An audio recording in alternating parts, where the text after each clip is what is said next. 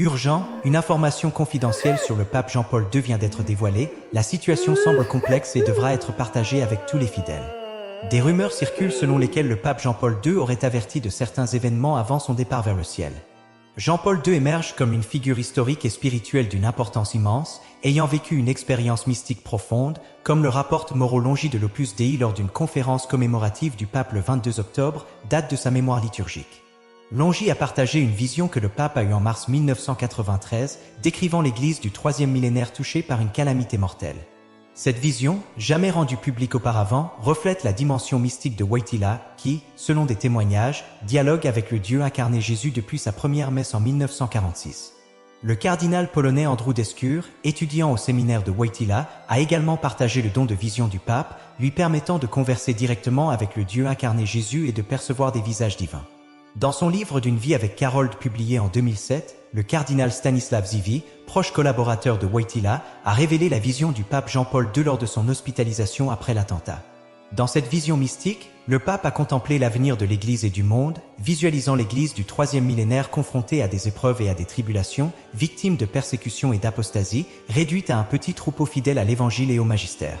Mais malgré les ennemis puissants et implacables, la vision apportait également une grande espérance, la venue glorieuse du Christ. Ne négligeons pas cette information et unissons-nous maintenant dans une prière pour que nos vies s'améliorent encore davantage. Ô Dieu miséricordieux et aimant, en ce moment sacré, nous nous tournons vers toi avec gratitude et révérence. Tu es la source de la vie, le créateur des cieux et de la terre, et en toi nous trouvons refuge et réconfort. Que ce moment de prière soit un hymne de louange à ta grandeur et à ta bonté. À la suite de cette vision qui a profondément marqué le pape Jean-Paul II et qu'il a gardé tout au long de sa vie, il n'a partagé ces informations qu'avec des personnes dignes de confiance, notamment le cardinal Ziwi et la mystique allemande Anne-Catherine Merck. L'œuvre de Merck, intitulée « De la douloureuse passion de notre Seigneur Jésus-Christ », a vivement impressionné le pape, décrivant de manière poignante la passion, la crucifixion et la résurrection de Jésus. Ce qui rend cette vision remarquable, c'est la raison pour laquelle le pape Jean-Paul II l'a tenue secrète du reste du monde. La réponse à cette question nous conduit à une autre vision, la troisième partie du secret de Fatima, dévoilée par Sœur Lucia dos Santos en 2000. Dans cette vision, un ange brandit une épée flamboyante, menaçant de détruire le monde. Néanmoins, la Vierge Marie intervient, exhortant à la pénitence à 3 reprises. Une séquence se déroule, montrant un pape marchant dans une ville en ruine, suivi de nombreux évêques, prêtres, religieux et fidèles. Le pape est attaqué avec violence par des soldats, succombant aux flèches et aux lances, provoquant sa mort. De nombreux membres de l'Église subissent un sort similaire, préfigurant des perspectives sombres. Cette vision a été interprétée comme une prophétie de la mort du pape Jean-Paul II lors de l'attentat de 1983, mais le pape lui-même a affirmé que cela ne représentait qu'une partie de la vérité. Le pape a reconnu dans la vision de Fatima la confirmation de sa vision personnelle. Il a compris que la ville en ruine symbolisait l'Église du troisième millénaire dévastée par la crise de la foi et la persécution des chrétiens. Le pape assassiné n'était pas lui-même, mais son successeur destiné à guider l'Église dans la bataille finale contre le mal. L'ange à l'épée de feu représentait l'Antéchrist, le faux Messie qui tromperait le monde avec ses mensonges et ses miracles. Toute cette révélation était censée se réaliser en 2023, une année fondamentale marquant le centenaire de la mort d'Anne-Catherine Merck et le 50e anniversaire de l'attentat contre le pape Jean-Paul II.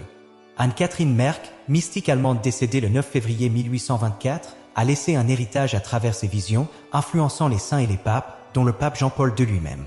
Le bicentenaire de sa mort, le 9 février 2024, est considéré par les spécialistes comme un moment crucial, indiquant la possible manifestation de l'Antéchrist dans le monde. Le pape Jean-Paul II a été victime d'un attentat le 13 mai 1981, alors qu'il saluait les fidèles place Saint-Pierre. Son agresseur, Mehmet Ali Agca, un terroriste turc lié à la loge maçonnique et au service secret soviétique, l'a frappé à 4 reprises, causant de graves blessures à l'abdomen, au bras et à la main. Transporté d'urgence à l'hôpital, il a miraculeusement survécu, attribuant son salut à l'intervention de la Vierge de Fatima, qui a dévié la trajectoire des balles. Le pape y a vu une manifestation de la protection de la Vierge Marie, choisie par lui pour la mission particulière de préparer l'Église à la venue du Seigneur.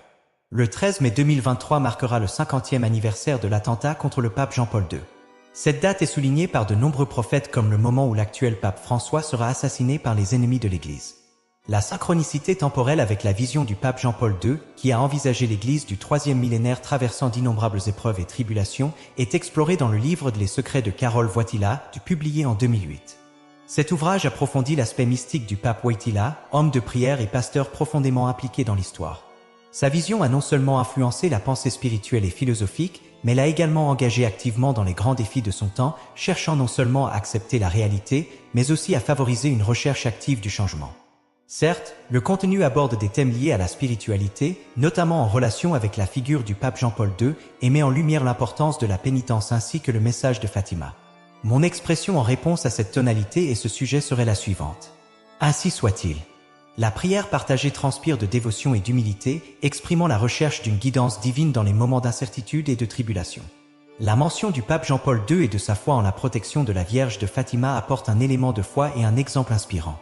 L'accent mis sur la pratique de la pénitence comme réponse au message de Fatima souligne l'importance de la conversion et du renoncement au péché. La prière pour le pape François et tous les dirigeants de l'Église reflète la préoccupation pour l'orientation spirituelle et la force nécessaire pour défendre la vérité chrétienne face aux défis et aux persécutions.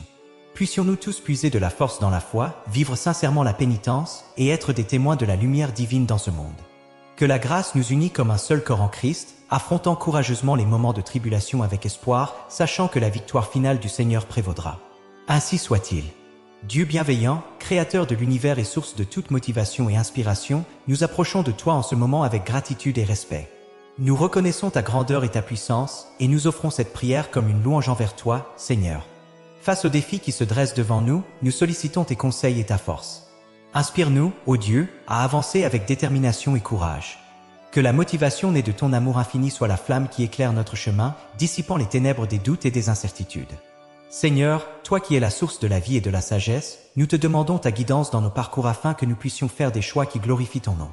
Accorde-nous la clarté de vision pour percevoir les opportunités qui se présentent à nous et la sagesse pour prendre des décisions en accord avec les objectifs que tu as fixés pour chacun de nous. Motive-nous, ô Dieu, à devenir les instruments de ton amour dans ce monde. Que nos actions reflètent la compassion que nous recevons de toi. Permets-nous d'être une lumière et une source d'espoir pour ceux qui nous entourent, leur montrant que même dans les situations les plus difficiles, ta grâce est suffisante. Que la motivation qui nous anime soit solidement ancrée sur des valeurs telles que l'amour, la compassion, la bienveillance et la justice. Accorde-nous la persévérance face à l'adversité, en toute confiance que, en toi, nous trouverons la force de surmonter chaque défi. Seigneur, nous savons que dans les moments de découragement, ta parole est une source inépuisable d'inspiration. Nous pouvons puiser du réconfort dans les Écritures, renouvelant notre force et nourrissant notre foi. Que chaque mot de motivation reçu de toi nous pousse vers de nouveaux sommets dans notre cheminement spirituel et personnel. Que cette motivation nous incite à rêver de grandes aspirations, à poursuivre des objectifs audacieux et à persévérer malgré les difficultés. Donne-nous l'assurance qu'avec ta grâce, nous pouvons surmonter les obstacles et remporter des victoires extraordinaires. Que chaque défi soit perçu comme une opportunité de croissance et d'apprentissage. En ce moment de prière, Seigneur, nous te confions nos désirs, nos rêves et nos projets. Que ta volonté soit notre boussole, guidant nos pas. Puissions-nous, à chaque étape, être des témoins de ta fidélité et expérimenter la joie qui découle de marcher avec toi. Motive-nous, Dieu Tout-Puissant, à vivre une vie pleine et significative centrée sur ton amour. Que chaque pas que nous faisons soit un témoignage de ton pouvoir transformateur dans nos vies. Nous avons confiance en toi et te remercions d'être une source inépuisable de motivation et d'inspiration. Au nom de Jésus, notre Sauveur, nous prions. Ainsi soit-il. Ô Créateur divin, origine de toute sagesse et de tout amour, nous nous prosternons devant ta grandeur en ce moment de communion. Au sein de l'immensité de l'univers, nous reconnaissons ta présence constante, tes conseils et ton inspiration. Que nos paroles s'élèvent comme une mélodie douce en louange à ton nom. Père Céleste, nous exprimons notre gratitude pour les dons de la vie et les opportunités qui se présentent chaque jour. Ta générosité est semblable à un fleuve inépuisable, et dans ton amour, nous trouvons la force nécessaire pour affronter les défis qui nous attendent. Que notre reconnaissance déborde comme un fleuve de louanges coulant vers ton trône. Au cours de nos voyages quotidiens, accorde-nous le discernement nécessaire pour identifier les occasions de servir et de partager l'amour. Puissions-nous être des phares d'espoir pour ceux qui croisent notre chemin, faisant resplendir ta lumière dans les endroits de ténèbres et d'incertitude. Seigneur de compassion, tourne ton regard avec tendresse vers ceux qui font face à l'affliction et à la souffrance. Étends tes mains guérisseuses sur les malades, réconforte ceux qui pleurent et donne de la force à ceux qui sont fatigués. Que ta présence aimante soit ressentie comme un baume apaisant les blessures de l'âme. Dans notre quête de connaissance et de compréhension, accorde-nous la sagesse qui émane de toi.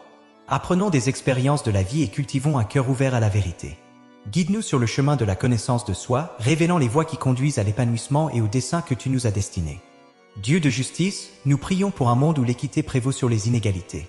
Que cela brise les cœurs endurcis, incite les dirigeants à agir avec justice et nous habilite à être des agents de changement dans la construction d'une société juste et compatissante. Dans les moments de joie, nous célébrons avec toi. Que nos victoires soient des occasions de reconnaître ta fidélité et ta grâce. Dans les moments de défi, sois notre roc inébranlable, la forteresse qui soutient nos pas. Qu'en toutes circonstances, nous puissions avoir confiance en ta promesse d'être avec nous. Accorde-nous, Seigneur, le courage de rêver de grands rêves et la détermination de suivre les chemins qui nous conduiront à la réalisation de ces rêves. Donne-nous les moyens d'être des bâtisseurs de ponts, des artisans de paix et des porteurs d'espoir dans un monde avide d'amour et de compassion. Accepte, ô Dieu, cette prière comme une expression sincère de notre cœur. Qu'elle résonne aux quatre coins de l'univers, s'élevant comme un parfum doux devant toi. En ton nom, nous prions, confiant en ta grâce et en ton amour éternel. Amen.